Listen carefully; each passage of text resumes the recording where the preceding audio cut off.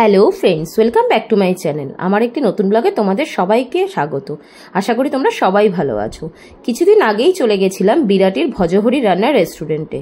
এর আগেও এখানে এসেছিলাম, তখন এখানে বেঙ্গলি ডিশগুলো আমরা ট্রাই করেছিলাম। এখানকার বেঙ্গলি ডিশগুলো জাস্ট অসাধারণ। আজকে আমরা এসেছি এখানকার চাইনিজ কিছু আইটেম এখানে টেস্ট করে দেখার জন্য।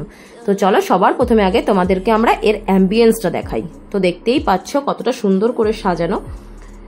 তো দেখো, সিঁড়ি দিয়ে এখান থেকে উঠে যেতে হবে। উঠেই এই সাইডে ফার্স্ট ফ্লোরেই রয়েছে এদের যে বসার জায়গাটা। তো চলো ভিতরে ঢোকা যাক। তো দেখতেই পাচ্ছ কতটা সুন্দর করে সাজানো। আমরা অনেক রাত্রিবেলা করে গেছিলাম, তো তখনও প্রচুর লোকজনের ভিড় ছিল।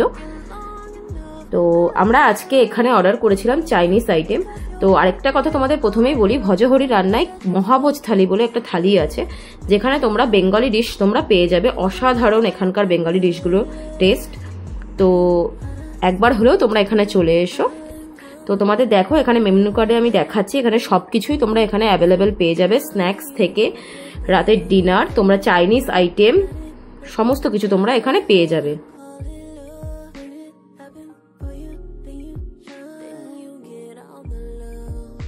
তো দেখতেই পাচ্ছ এখানে যে তোমাদের আমি মহাভোজ থালিটার কথা বললাম, এখানে দেখো মহাভোজ থালি সমস্ত মেনু এখানে দেওয়া আছে। তো এখানকার খাবার দাবারে একটু কস্টিং বেশি, তো কিন্তু আইটেমের স্বাদ জাস্ট অসাধারণ। তো আমরা সেদিন অর্ডার করেছিলাম চাইনিজের মধ্যে মিক্স ফ্রাইড রাইস, চিলি পনির আর চিলি চিকেন।